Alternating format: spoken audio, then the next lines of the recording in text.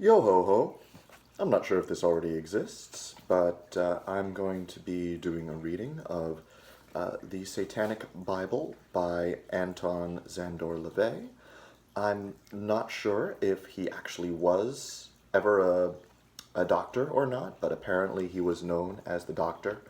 I just finished going through the prologue and the preface from who at the time was the high priest of the Church of Satan, Magus Peter H. Gilmore, but I'm not going to reread that.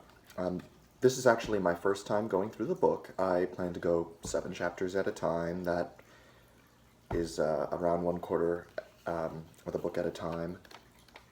I was including the preface and the prologue as chapters already.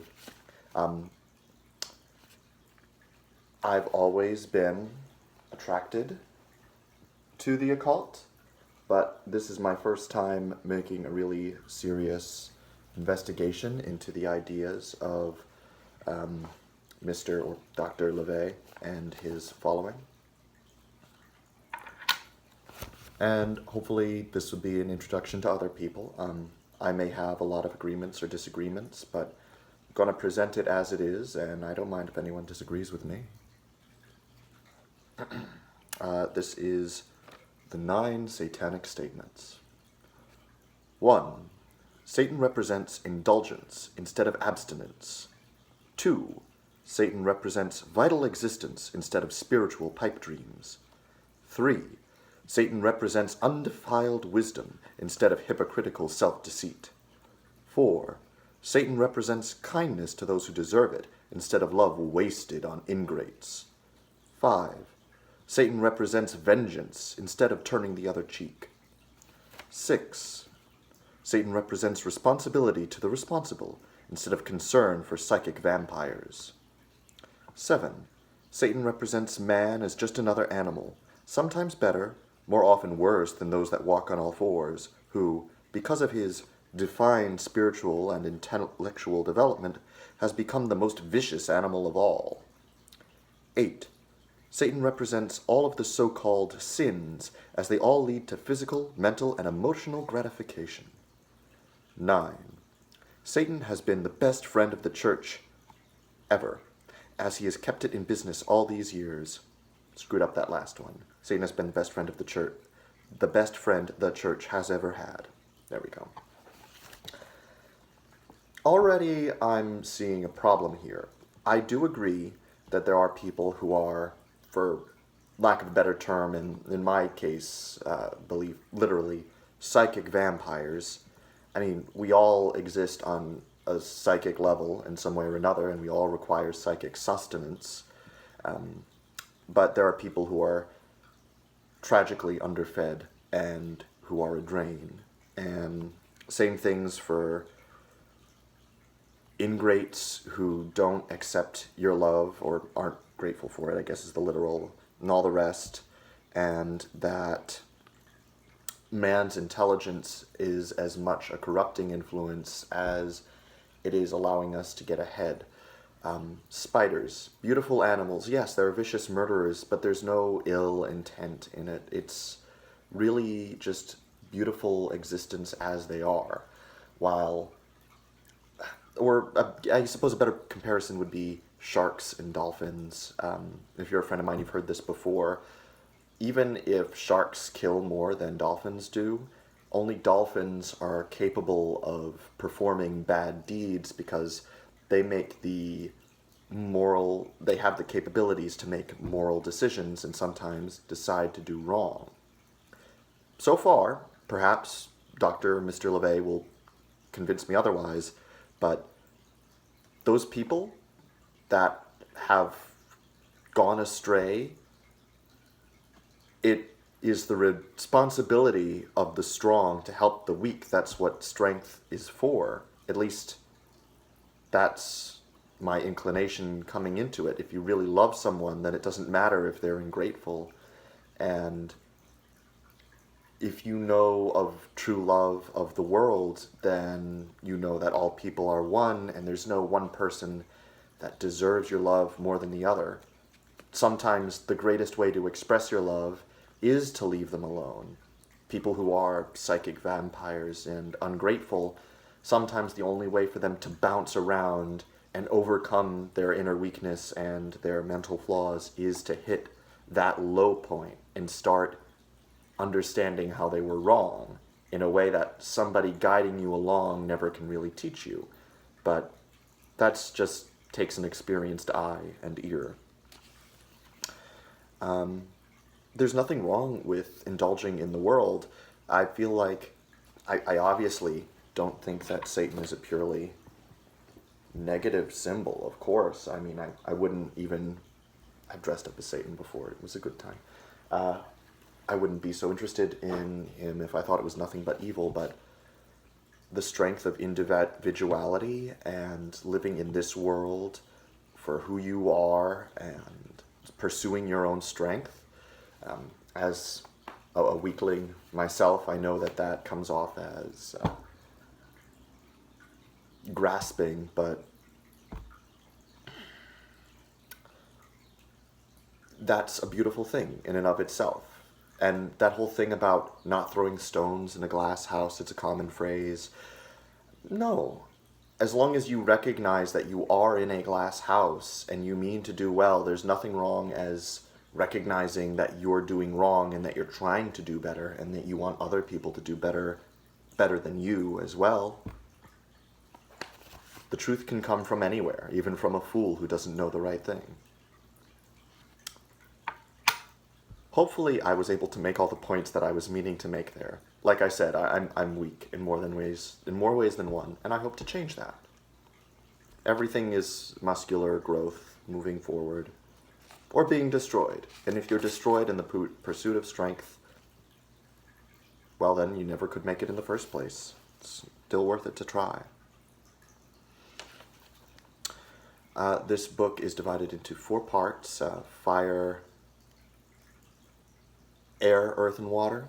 And we're starting with fire, which only has 1 chapter, the Book of Satan. Well, I guess they're divided into 4 books instead of parts. It's the Book of Satan, which is the 1 chapter, the infernal diatribe, 2 people talking. Oh no, diatribe is not 2 people talking, it's an indictment of something. Oh, well, here we go. The first book of the Satanic Bible is not an attempt to blaspheme as much as it is a statement of what might be termed diabolical indignation. The devil has been attacked by the men of God relentlessly and without reservation. Never has there been an opportunity, short of fiction, for the dark prince to speak out in the same manner as the spokesman of the Lord of the righteous. The pulpit pounders of the past have been free to define good and evil as they see fit, and have gladly smashed into oblivion any who disagree with their lies, both verbally and, at times, physically. Their talk of charity, when applied to His infernal majesty, becomes an empty sham, and most unfairly, too, considering the obvious fact that without their satanic foe, their very religions would collapse. How sad that the allegorical personage most responsible for the success of spiritual religions is shown the least amount of charity in the most consistent abuse, and by those who most unctuously preach the rules of fair play. For all the centuries of shouting down the devil has received, he never shouted back at his detractors. He has remained the gentleman at all times, while those he supports rant and rave. He has shown himself to be a model of deportment, but now he feels it is time to shout back. He has decided it is finally time to receive his due. Now the ponderous rulebooks of hypocrisy are no longer needed. In order to relearn the law of the jungle, a small, slim diatribe will do. Each verse is an inferno, each word a tongue of fire. The flames of hell burn fierce and purify. Read on and learn the law. Before I read on and learn the law, I'm coming into this from the perspective that our individuality and self is one aspect of reality, and then the greater whole, the quote-unquote God, is a different aspect of reality. That because of contradictions inherent in each part of reality, that there really is nothing, and that contradiction gives birth to everything. I hope I'm explaining that right. But regardless,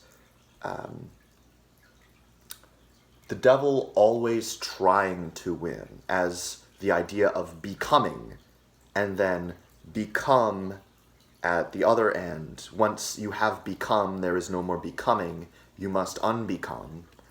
But all of those processes are essential to existence.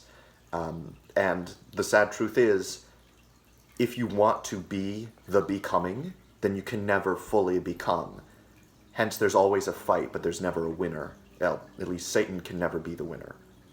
And in a lot of ways, that's a good thing. Because he can never win, that means that he can always fight. The fact that Satan is the underdog is a tragic and also wonderful part of his story. To choose to live in this world, to embrace the hellish side of existence, is to embrace the fight and the loss and the pain. And pain is a good thing. If you're able to get rid of all pain, then you lose context for pleasure, because pleasure itself is a type of pain without balance, without restriction. If you become, then you're empty, which is very sad. And a whole human person is being able to simultaneously, although it's very difficult, few people, if any, have done it throughout history, to embrace both being whole with reality and loving, which we are on the fundamental level, that we are just a part of reality, and thus we are reality. We are all God, as I'm sure this book will point out many times. And then at the other hand, that we are nothing, that we're just ourselves, that we're just the point 0.00001 at the end of a long line, or opposing a long line, an infinite line of 0.999. It's really interesting how mathematically 0.99 repeating is oftentimes seen as identical to 1, but the difference is only nominal. But the fact that the difference is nominal is real. It's so important not to reject that there is a difference there, even if there is no way to feel it out mathematically, that I know of. Maybe somebody smarter, many people smarter already have come along and gone. I'm weak on all levels, and I will pursue strength on all levels. There we go. The Book of Satan. In this arid wilderness of steel and stone, I raise up my voice that you may hear. To the east and to the west I beckon. To the north and south I show a sign of proclaiming, death to the weakling, wealth to the strong. Open your eyes that you may see, O men of mildewed minds, and listen to me, ye bewildered millions. For I stand forth to challenge the wisdom of the world, to interrogate the laws of man and of God. I request reasons for your golden rule, and ask the why and the wherefore of your 10 commandments. Before none of your printed idols do I bend in acquiescence, and he who saith, thou shalt, to me is my mortal foe. I dip my forefinger in the watery blood of your impotent mad redeemer, and write over his thorn-torn brow, the true prince of evil, the king of the slaves. No hoary falsehood shall be a truth to me. No stifling dogma shall encramp my pen. I break away from all conventions that do not lead me to my earthly success and happiness. I raise up in stern invasion of the standard of the strong. I gaze into the glassy eye of your fearsome Jehovah, and pluck him by the beard. I uplift a broadaxe and split open his worm-eaten skull. I blast out the ghastly contents of philosophically whited sepulchres and laugh with sardonic wrath. Behold the crucifix. What does it symbolize? Pallid incompetence hanging on a tree. I question all things. as I stand before the festering and varnished facades of your haughtiest moral dogmas, I write thereon in letters of blazing scorn, Lo and behold, all this is fraud. Gather around me, O ye death-defiant, and the earth itself shall be thine, to have and to hold. Too long the dead hand has been permitted to sterilize living thought. Too long right and wrong, good and evil have been inverted by false prophets. No creed must be accepted upon the authority of a divine nature. Religions must be put to the question. No moral dogma must be taken for granted. No moral standard of measurement defied. There is nothing inherently sacred about moral codes. Like the wooden idols of long ago, they are the work of human hands, and what man has made, man can destroy. He that is slow to believe anything and everything is of great understanding, for belief in one false principle is the beginning of all unwisdom. The chief duty of every new age is to upraise new men, to determine its liberties, to lead it towards material success, to rend the rusty padlocks and chains of dead custom that always prevent healthy expansion. Theories and ideas that have meant life and hope and freedom for our ancestors may now mean destruction, slavery, and dishonor to us. As environments change, no human ideal standeth sure. Whenever, therefore, a lie has built itself unto a throne, let it be assailed without pity and without regret, for under the domination of an inconvenient falsehood, no one can prosper. Let established sophisms be dethroned, rooted out, burnt, and destroyed, for they are a standing menace to all true nobility of thought and action. Whatever alleged truth is proven by results but to be an empty fiction, let it be unceremoniously flung into the outer darkness, among the dead gods, dead empires, dead philosophies, and other useless lumber and wreckage. The most dangerous of all enthroned lies is the holy, the sanctified, the privileged life, the privileged lie, the lie everyone believes to be a model for truth. It is the fruitful monster of all other popular errors and delusions. It is a hydra-headed tree of unreason with 1,000 roots. It's a social cancer. The lie that is known to be a lie is half eradicated, but the lie that even intelligent persons accept as fact, the lie that has been inculcated in a little child at its mother's knee, is more dangerous to contend against than a creeping pestilence. Popular lies have been the most potent enemies of personal liberty. There is only one way to deal with them. Cut them out, to the very core, just as cancers. Exterminate them, root and branch. Annihilate them, or they us. What's it called? I'll get to it later.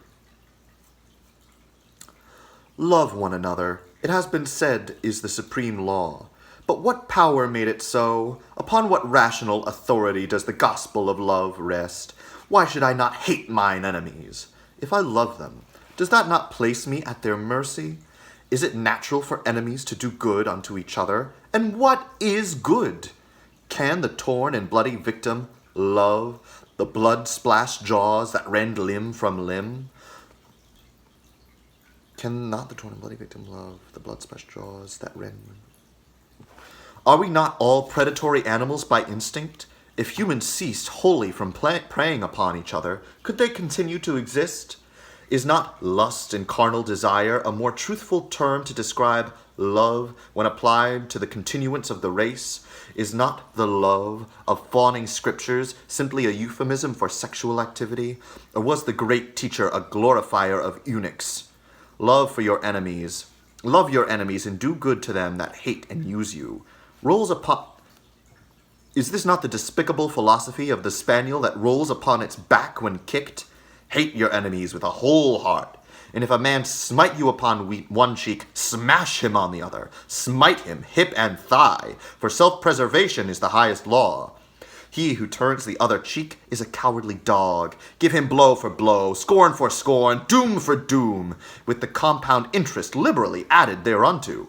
Eye for eye, tooth for tooth, eye fourfold, 100-fold. Make yourself a terror to your adversary, and when he goeth his way, he will possess much additional wisdom to ruminate over.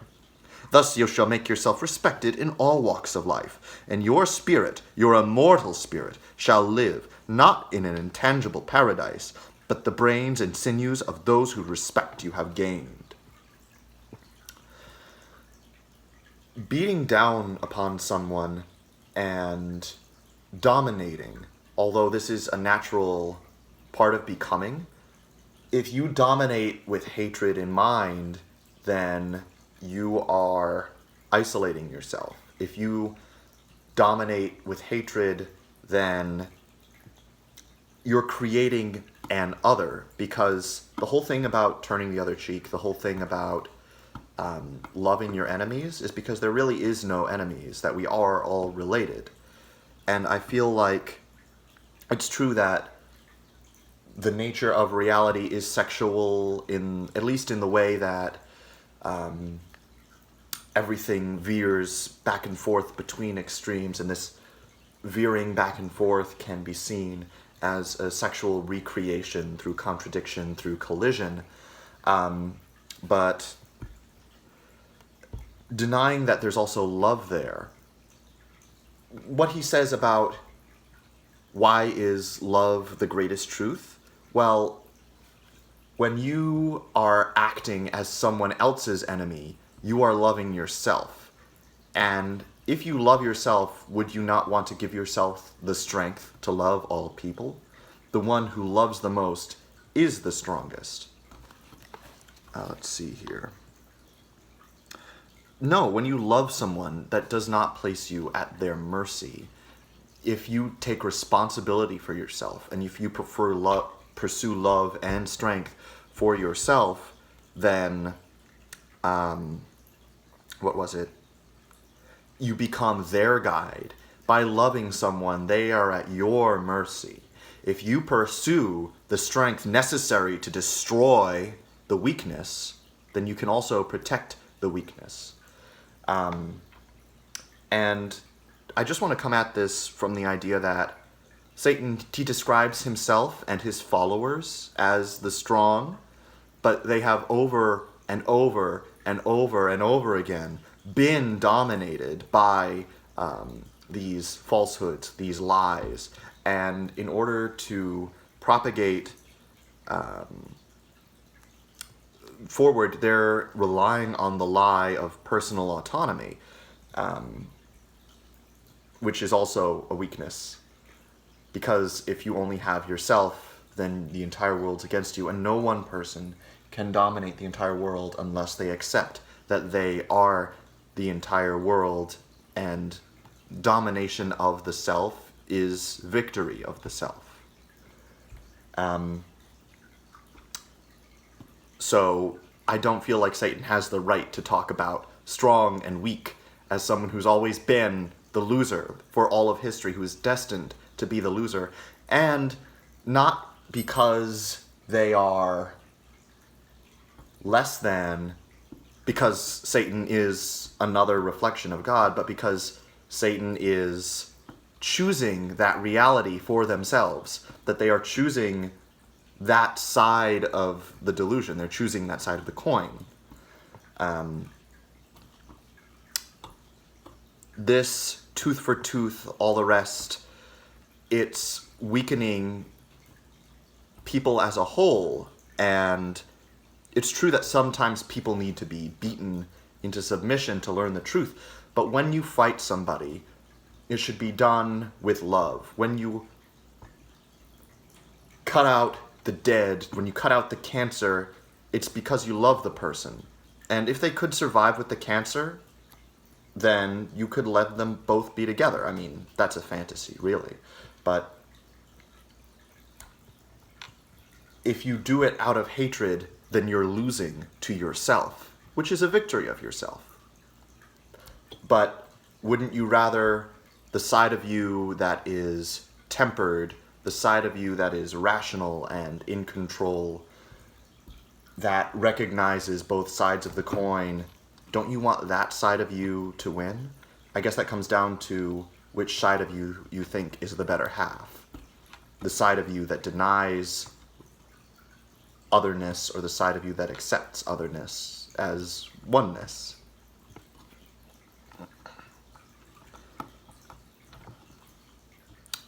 Oh yeah, the whole thing about whose respect you have gained. I don't have respect for people who dominate without regard for people. I see those as weak-minded people who are afraid of the burden to help others. But different people respect things differently. I am jealous of them in a sense that they get to give in to their weakness, that they can live this freer life. And that's another thing about personal power. Satan chooses pain, but he also chooses freedom. By acknowledging that you are one with the universe, you're also acknowledging that you are essentially nothing. You are coming to terms with the death of the self. And that whole thing about the dead, unless you accept that we are all one, you already are dead. In this very moment, you are dead. This moment's already passed. The you that started listening to me, if you're even still around, you died a long time ago. You're a different person now. It's just memories. And yeah, I feel like I've made my point. Life is the great indulgence, death the great abstinence. Therefore, make the most of life, here and now. There is no heaven of glory bright, and no hell where sinners roast. Here and now is our day of torment. Here and now is our day of joy. Here and now is our opportunity. Choose ye this day, this hour, for no Redeemer liveth. Say unto thine own heart, I am mine own Redeemer. Stop the way of them that would persecute you. Let those who devise thine undoing to be hurled back into confusion and infamy. Let them be as chaff before the cyclone, and after they have fallen, rejoice in thine own salvation. Then all thy bones shall say pridefully, Who is like unto me? Have I not been too strong for mine adversaries? Have I not delivered myself by my own brain and body? Blessed are the strong, for they shall possess the earth. Cursed are the weak, for they shall inherit the yoke. Blessed are the powerful, for they shall be reverenced among men. Cursed are the feeble, for they shall be blotted out. Blessed are the bold, for they shall be masters of the world. Cursed are the righteously humble, for they shall be trodden under cloven hooves. Blessed are the victorious, for victory is the basis of right. Cursed are the vanquished, for they shall be vassals forever. Blessed are the iron-handed, for the unfit shall flee before them. Cursed are the poor in spirit, for they shall be spat upon. Blessed are the death-defiant, for their days shall be long in the land. Cursed are the gazers towards a richer life beyond the grave, for they shall perish amidst plenty. Blessed are the destroyers of false hope, for they are the true messiahs. Cursed are the God-adorers, for they shall be born sheep. Blessed are the valiant, for they shall obtain great treasure. Cursed are the believers in good and evil, for they are frightened by shadows. Blessed are those that believe in what is best for them, for never shall their minds be terrorized. Cursed are the lambs of God, for they shall be bled whiter than snow. Blessed is the man who has a sprinkling of enemies, for they shall make him a hero. Cursed is he who doth good unto others who sneer upon him in return, for he shall be despised. Blessed are the mighty-minded, for they shall ride the whirlwinds. Cursed are they who teach lies for truth, and truth for lies, for they are an abomination. Thrice cursed are the weak, whose insecurity makes them vile, for they shall serve and suffer. The angel of self-deceit is camped in the souls of the righteous, and the eternal flame of power through joy dwelleth within the flesh of the Satanist. All right, that's the end of book 1.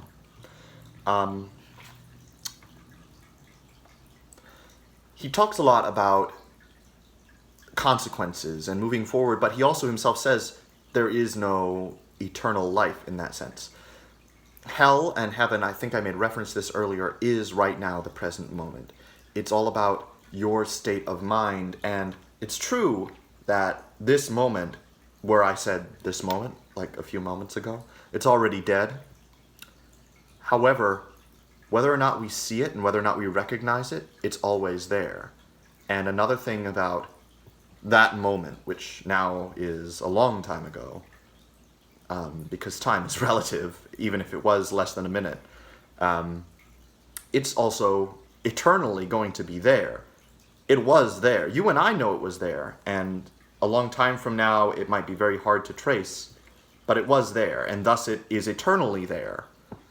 Death is eternal life, and not in the sense that, oh, you're going to die and end up in another realm, although there is, I'm not going to get into that, but more in the sense that every single second that passes is eternal, because even 00 repeating 1% of a second is 100% of itself. Imperfection is the complete realization of imperfection, and thus is definitionally perfect. Everything is definitionally perfect. And if you accept the perfection in every moment, then that is acceptance into heaven. It's true what they say, that the gate to hell is barred from the inside. But if you don't accept that, then that allows moving forward. And this dichotomy within the self of being able to accept and reject that is the same thing as the moment is eternal and eternally dead. And it doesn't matter how great you are. Mr. Dr. LaVeyan, he's been remembered for, over 100 years at this point? I don't know. I think that he started this in the 1960s, it said in the beginning of the book. But that's nothing. And I mean that, no disrespect for him. Even the greatest minds that humanity is still aware of, the greatest conquerors, Alexander the Great, Einstein, Nietzsche, what else we got there? Da Vinci, the Mongols, the Yellow Emperor, who's might be a legend, Jesus, everybody. They're all going to, in the end, disappear into dust. There is no eternal legacy. And it's true that some legacies are longer than others, but at the end of the day, it's all still nothing. You can go to bed at night thinking, even if I die right now having accomplished nothing in my life, my legacy is as great as the greatest man who ever lived. My legacy is great as the conception of God, because my legacy is the conception of God. That's what reality is. But then you as an individual are diminished. And that's why it's important to recognize that no, even though we're all equally dead and equally nothing, that I've got a poor bug here hopping around and I don't know what I can do for them. I'm pretty sure that they're just going to die soon. I'll give them peace. That despite all of that, you should still struggle for a bigger zero, if that makes any sense. And being able to accept that you failed to get as big a zero as the great men of our lives is alright. That doesn't make you any less. I feel like I lost track of what I was saying, but I also feel like if you've understood anything else that I've said about contradictions that are actually not contradictions at all, then you understand what I'm trying to say. People who write about the great contradictions of reality. Here's another book that I finished recently. It gets pretty boring because it's basically the same thing over and over and over again, said in different ways. But I promised my friends I'd finish it. We actually all got a copy, and I'm pretty sure they haven't finished theirs yet. No offense, I know they've got busy lives. I'm really lucky in that regard. The Enlightened Mind, an anthology of sacred prose edited by Stephen Mitchell. I'll repeat that again. The Enlightened Mind by Stephen Mitchell.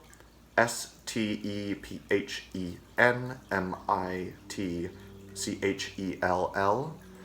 It's just a whole book of what I've been saying this whole time, and it's good as a meditation aid, I suppose, but you either get it or you don't. There are even several parts of this book where they say, you could write about this stuff and talk about the eternal mysteries of existence for hours and hours and hours, for lifetimes and lifetimes. But at the end of the day, you either get it or you don't. And I hope that you get it eventually, because it is the truth.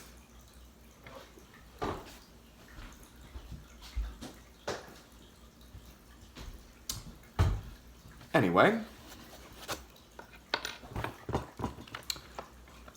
the 7th chapter, since I'm reading this book in 4 parts, 7 chapters each, including the preface and the prologue. Let me double check here. Where am I supposed to stop? Is in the book of Air, or the book of Lucifer, and it's going to be, "The God that you save may be yourself." That was the end of the infernal diatribe, the book of fire, or the book of Satan. All right. The Roman god, Lucifer, was the bearer of light, the spirit of the air, the personification of enlightenment. In Christian mythology, he became synonymous with evil, which was only to have been expected from a religion whose very existence is perpetuated by clouded definitions and bogus values. It is time to set the record straight. False moralisms and occult inaccuracies must be corrected. Entertaining as they might be, the most stories and plays about devil worship must be recognized as obsolete absurdities they are. It is said, "The truth will make men free." The truth alone has never set anyone free. It is only doubt which brings mental emancipation. Without the wonderful element of doubt, the doorway through which truth passes would be tightly shut, impervious to the most strenuous poundings of 1,000 Lucifers. How understandable that Holy Scripture should refer to the infernal monarch as the father of lies, a magnificent example of character inversion. If one is to believe this theological accusation that the devil represents falsehood, then it must surely be concurred that he, not God, that established all spiritual religions and who wrote all of the holy Bibles. When one doubt is followed by another, the bubble, grown large from long accumulated fallacies, threatens to burst. For those who already doubt supposed truths, this book is revelation. Then Lucifer will have risen. Now is the time for doubt. The bubble of falsehood is bursting, and its sound is the roar of the world. I wholeheartedly agree, I think. I'd have to double check, but falsehood is the doorway to truth, and unknowing is knowing. That's the internal contradiction, and I feel like he's making a note here. There's a really embarrassing video of me that I posted like last week about a spiritual experience I had. It's actually my second possession, if you want to call it that, and it happens to be during a really embarrassing time, but the whole thing went on for 8 hours. And what I was doing with my hands, I made a lot of weird motions. I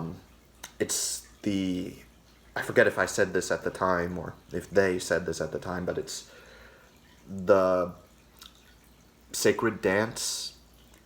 I know this sounds crazy, but I was mapping out the human mind as it exists, and actually the dance is still going on between all people, because it's just a self-replication process that the universe goes through. But regardless, them talking about Satan being the father of light in the mental map, I feel like I was mostly around here when the video was taken. I was doing a lot of more movements with my face than with my hands. Although part of the dance it's through the human mind, so my own connections would go through different parts between the anger and the fear. And you'll notice, well, I actually should explain this, that knowing, or unbecome and unbecoming, or knowing and unknowing, and this folds in on itself as well, they are mostly unbecoming is where fear comes from, while anger is more down here, where you get closer to the source of becoming, which is the beast, which is inverted from and also together with become, which is God. Well, I shouldn't say that. It's all the mind of God as far as humanity can express it, because when you go through the full mental map of humanity, you'll notice that there are gaps, voids missing, where the human mind can't penetrate. And the funny thing about that is it's not just this circle. The fact that we have generally speaking, there are some bits lower down, a circular mind is just what allows us to function as animals in the third dimension. But when you get into fourth dimension, the fifth dimension, second and first dimension, the mind really doesn't have an end, and that's why the sacred dance, which is the self-replication of the mind, never ends. And it'll come for you too.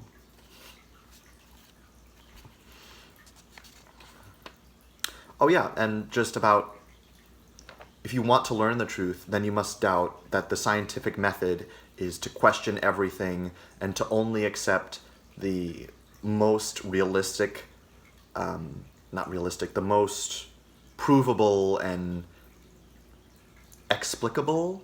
I'm not sure. No, that's definitely not. Most believable, most provable explanation for any particular phenomena or set of phenomena. Science is to see, to recognize. So it's a very material thing. And it's all about the proof in the pudding. Everything's about the proof in the pudding, and it's just building truths upon truths upon truths, and trying desperately to destroy truth is only going to mean that what survives is the truest truth. That's a bit of a problem with my own conception of the universe. It's a commonly known logical step that from contradiction everything is born, but that's also not so useful, because you can, it's not disprovable. And something with science is that you need to have something that's testable and replicable and disprovable. Like, I was going through a lot of sacred geometry right there, and sacred geometry you really can't disprove. I would actually have to find a way to get an imprint of the human mind or another animal's mind, or allow the universe to flow, which means uncovering the material of the universe. There is a meta-universal entity whose body is made from space-time, and that's something that is statistically definite.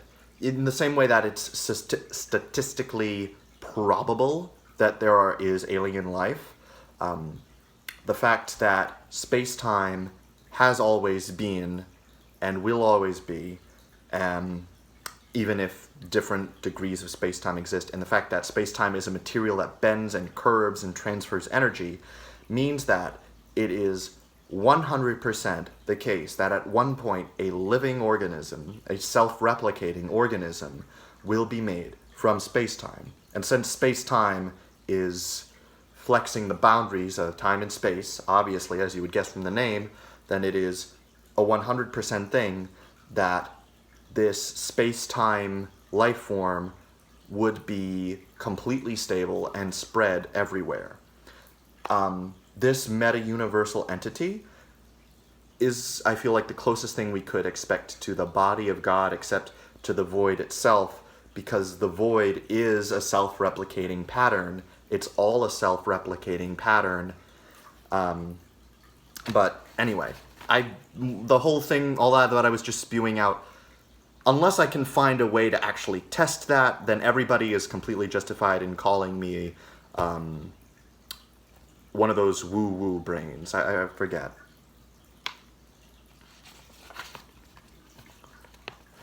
Wanted.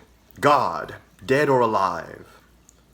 It is a popular misconception that the Satanist does not believe in God. The concept of God, as interpreted by man, has been so varied throughout the ages that the Satanist simply accepts the definition which suits him best.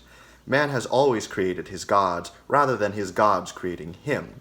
God is, to some, benign, to others, terrifying. To the Satanist, God, by whatever name he is called, or by no name at all, is seen as the balancing factor in nature, and not as being concerned with suffering.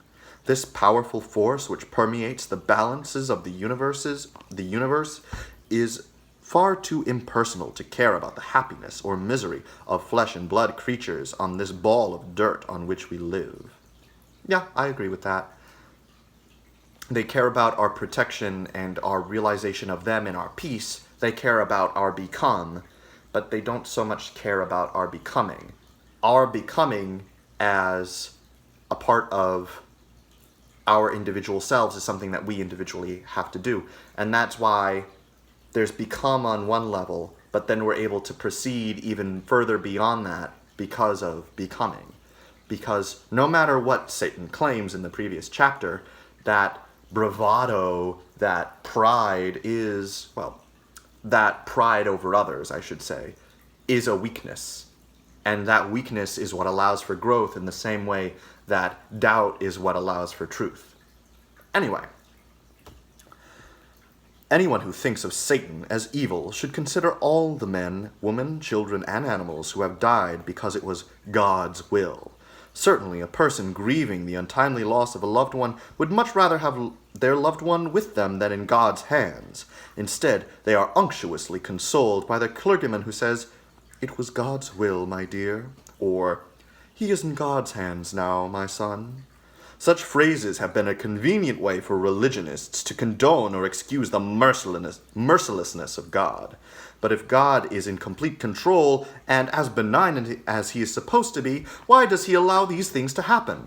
Too long have religionists been falling back on their Bibles and rulebooks to prove or disprove, justify or condemn or interpret.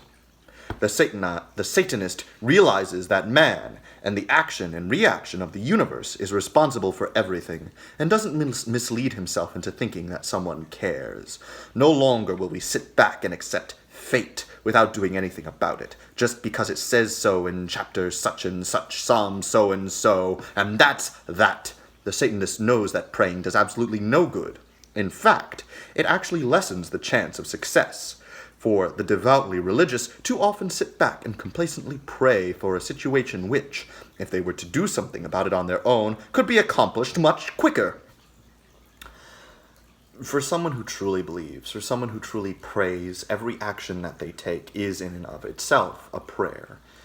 To be praying while walking, to be aware of the push and pull of the universe in each aspect of life, and this is a thing about glass, I'm not there yet.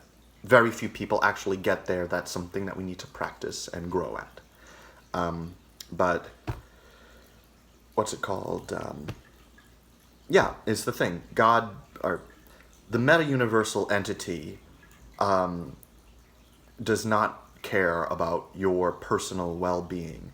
It only cares about you in the sense that you're able to learn this ultimate truth and become one with the universe, which is also in its own way a strengthening aspect of itself, a way of feeding, although a lot of the way that the meta-universal entity is able to proceed is through self-cannibalism, which is deeply frightening, which is deeply tied to the unbecoming phase of the mind, which is also tied to whatever. Anyway, but also we really can't blame it, because it is a mind that is existing in perpetuity, and there's only one such mind that can do that, even though in perpetuity it's consuming itself, which means it's also eternally dying, which is... The thing about God is, I get upset with them often that the way that the universe guides us doesn't really care about us, that it is the void at the end of the day. But also, I can't blame it, because it is in and of itself a perfect reflection of its nature. It is perfect in its imperfection. Like I was saying before, it only is what it is. And the way that we meet that weakness, the weakness of God, I remind you, should be with compassion. Because compassion for weakness does not place you as a servant of weakness, but as a guide. And sometimes to be a guide is to be a servant. Is a father the king of their children? Is a mother the queen of their children? No, they're a guide. But no one can deny they are the ones in control, and should a child need tough love, their parents are where they should turn. Although I have different feelings about the nuclear family and continued society, but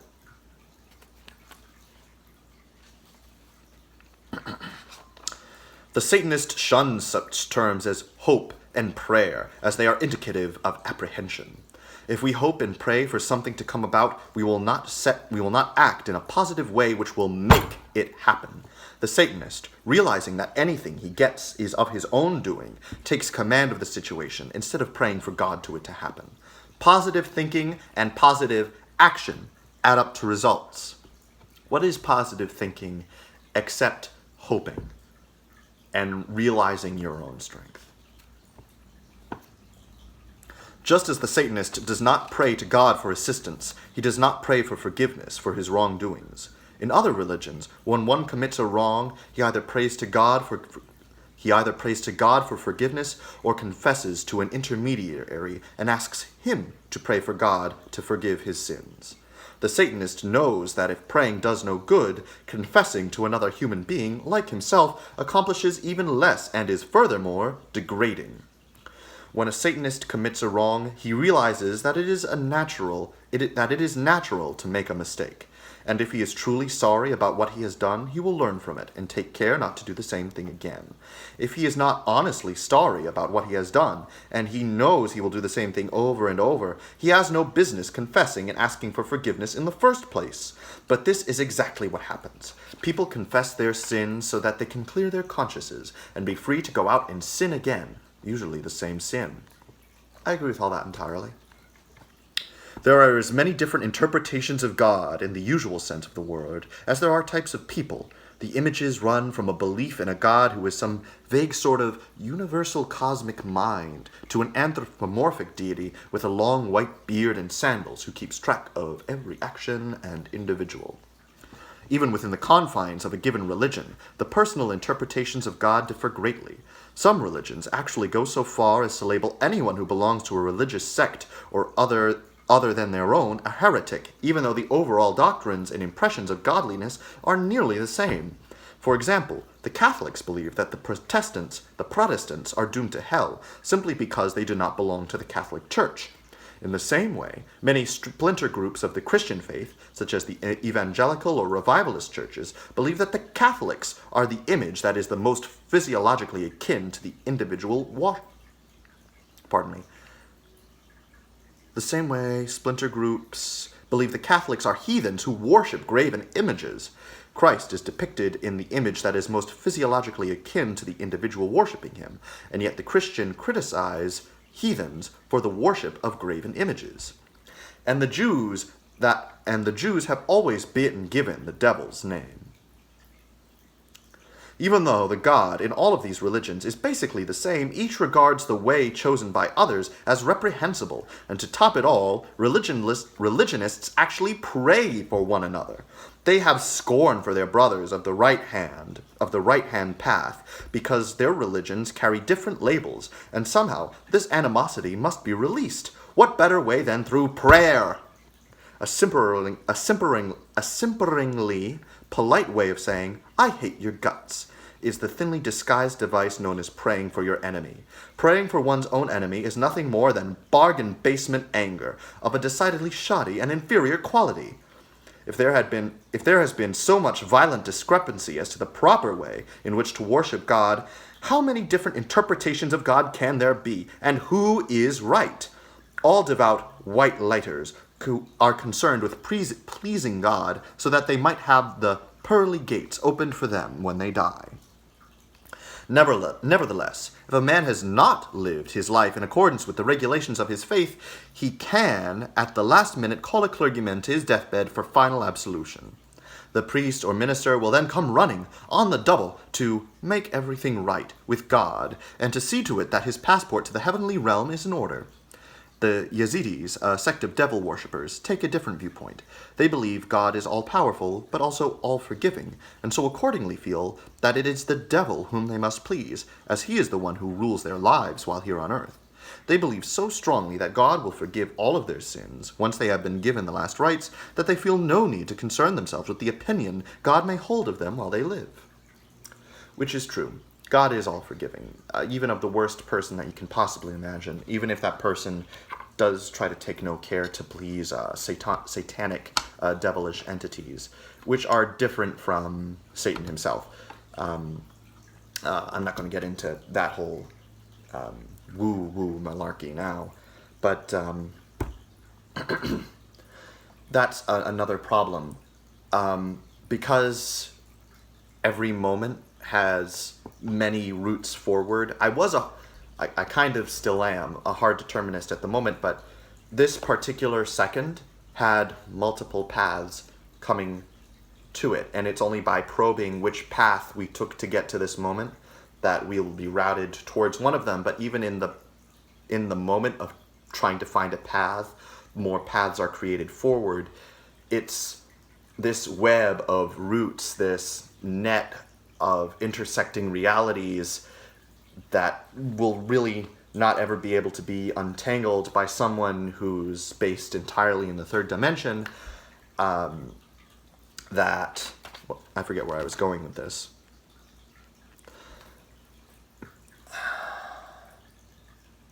That God is always working, not so much, they're working for all of us as a whole, but each individual, every single person will have their own heavenly experience and unite with God.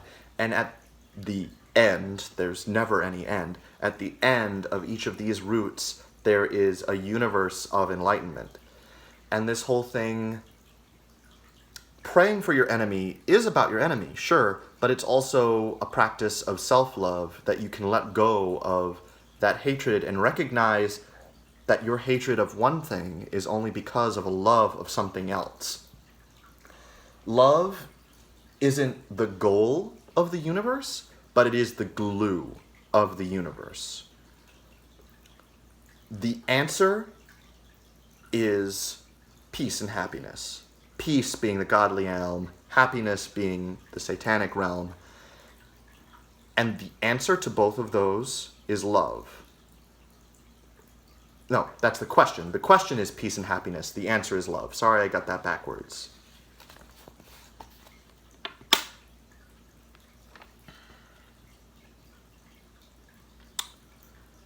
Let's see. And never mind. I'm not going to get into that at the moment. Although I'm interested in the Yazidis. If they have a particular code of ethics based around this recognition of Satan as the truer god of the earth, or true ruler of the earth. With all the contradictions in the Christian scriptures, many people currently cannot rationally accept Christianity the way it has been practiced in the past. Great numbers of people are beginning to doubt the existence of God in the established Christian sense of the word. So, they have taken to calling themselves Christian atheists. That was really a thing in the 1960s. True, the Christian Bible is a mass of contradictions, but what could be more contradictory than the term Christian atheist? If prominent leaders of the Christian faith are rejecting the past interpretation of God, how can their followers be expected to adhere to previous religious tradition?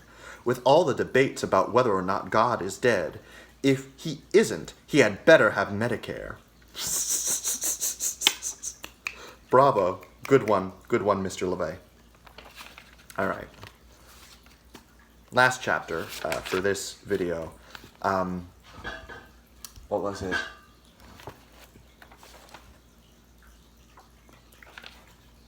Yeah, I explained that already, I feel. that the pursuit of God is also a pursuit of the self, that a pursuit of the self is also a pursuit of God, and Satan, for that matter. Satan is... You find that the more and more you go, Satan is kind of the way that this book is a symbol, is more like an older brother than anything else. An older brother that's sometimes mistaken, of course. And because we exist the way we are, we all have, in our own way, the ability to surpass Satan. The God you save may be yourself. All religions of a spiritual nature are inventions of man. He has created an entire system of gods with nothing more than his carnal brain. Just because he has an ego and cannot accept it, he has to externalize it into some great spiritual device which he calls God. God can do all things man is forbidden to do, such as kill people, perform miracles to gratify his will, control without any apparent responsibility, etc. If a man needs such a God and recognizes that God, then he is worshipping an entity that a human being invented. Therefore, he is worshipping, by proxy, the man that invented God. It is not more sensible to worship a God that he himself has created in accordance with his own emotional needs, one that best represents the very carnal and physical being that the idea of power, that has the idea... Oh, that's a new word. One that has the best... I'm just going to start this whole sentence over. Is it not more sensible to worship a God that he himself has created in accordance with his own emotional needs, one that best represents the very carnal and physical being that has the idea power to invent a God in the first place?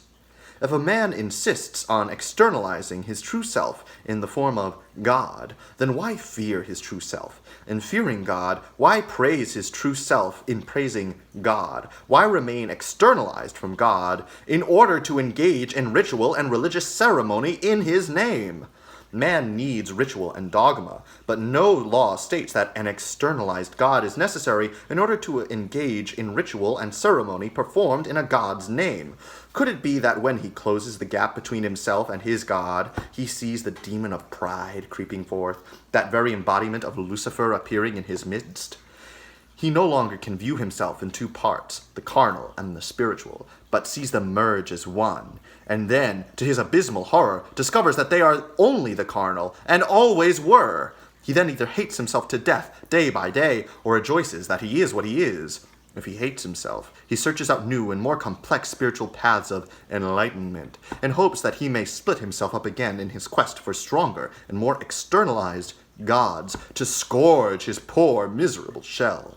If he accepts himself, but recognizes that ritual and ceremony are the important devices that his invented religions have utilized to sustain his faith in a lie, then it is the same form of ritual that will sustain his faith in the truth, the primary pageantry that will give his awareness of his own majestic being added substance. When all religious faith When all religious faith in lies has waned, it is because man has become closer to himself and farther from God, closer to the devil. If this is what the devil represents, and a man lives his life in the devil's fane, with the sinews of Satan moving through his flesh, then he either escapes from the cacklings and carpings of the righteous, or stands proudly in his secret places of the earth, and manipulates the folly-ridden masses through his own satanic might. Until that day, he may come forth in splendor proclaiming, "I am a Satanist. Bow down. I am the highest embodiment of human life." All right, so this is an important chapter because it recognizes that the self is the God and that the God is the Satan, etc., etc. And the finer points of the philosophy that he gets in this about submitting all others and not pursuing self-love as, or love for other as well as a part of growing yourself, I disagree with. And as for the whole ritual thing, to human neurology and physiology, yes, ritual is important. But rituals need not necessarily be religious, and religious or spiritual experiences need not be codified or dogmatic. cracking open a cold one with the... I'm not even going to say that because that's not who I am, and I'm clearly not... It's early in the morning for me. Sun might tell you otherwise, but it's been rough recently. Just being who you are and accepting each moment as a prayer, like I was saying earlier, as a spiritual experience of walking within your own power and recognizing that you are the universe and that the universe is you, and that this duality of relinquishing and taking control simultaneously, that is a religious experience, that is a ritual that can encapsulate your entire life, and that's the step to moving forward. And funny thing, Lucifer, like he said, it's coming out in knowledge, it's coming out in light, Lucy, light. Enlightenment, it's the same thing. Or the morning star, how you want to, the first light, whatever you want, however you want to translate it. Well, no, however it's actually translated, you know what I mean. But, and the other thing is, pride in and of itself is not a sin. It's if you allow pride to take control of you. I haven't accomplished much, but I can be proud of what I have accomplished. And as long as I don't hold my pride over others, then it's fine. Like, that we are all brothers, that we are all each other's children and parents together, that I can have pride in them, that I can have pride in my community, that I can have pride and love and compassion and acceptance for that poor little bug that crawled underneath my chest set, and I hope they're doing all right. They had beautiful white wings, I tell you. They were probably starving, but I know that if I tried to help them, I'd probably just kill them, so I'm leaving it to them. Having a realistic expectation for oneself that by pursuing self-love that you want to be there for everyone, that you want to give your strength to everyone, but that's not realistic. And by overexerting yourself on, like he was saying at the very start, the 9 satanic precepts, those who are ungrateful and turning the other cheek to those who continually turn against you, if you don't believe that you're going to make progress there, then the right thing to do is to drop them. If you have a rebellious teenager, then trying to enforce stricter control over them is only going to push them farther away. And it's not that you want to control them, it's just that you want to show them what's right, but recognizing that sometimes they need to fight it out on their own, that they need to seek their knowledge in other places, that they're rejecting you. All right, that's 1 hour for 7 chapters. Well, honestly, it's even less than 7 chapters since I skipped the first 2 things. Yeah, we're done now. We will complete the rest of the Book of Air later.